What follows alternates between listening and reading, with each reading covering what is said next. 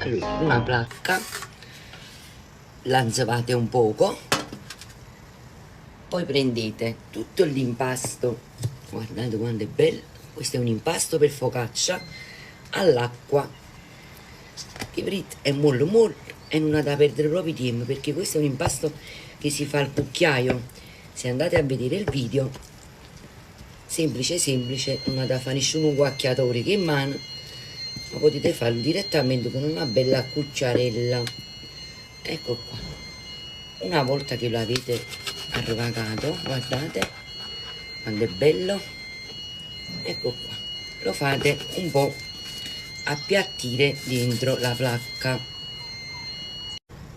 Adesso olio, tanto olio che le basta, e andiamo con le rotelle così a fare i pertugi.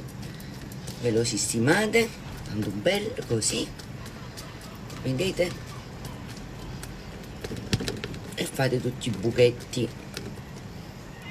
Allora, se vi piace lo potete lasciare così, magari con il sale, solo un po' di sale sopra, oppure ci potete mettere i pomodori secchi, oppure ci potete fare addirittura, ci mettete pomodoro e fate una bella pizza, che viene una focaccia morbidissima.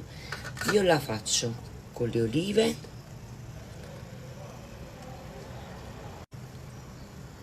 e con le noci, ecco qua. Adesso la lasciamo nel forno spento un'altra mezz'oretta. Ecco qua, vedete, è lievitata. Adesso accendetevi il forno a 180 gradi per 50 minuti, ogni tanto gli andrà da un occhio. Eccola qua, è pronta, assaggiamo.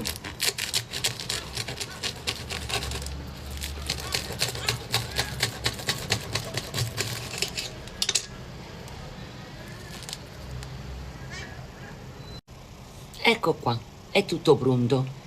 E se questa focaccia ti è piaciuta, scrivami nei commenti, tu e tutti i miei amici, vi voglio bene. E forza Napoli!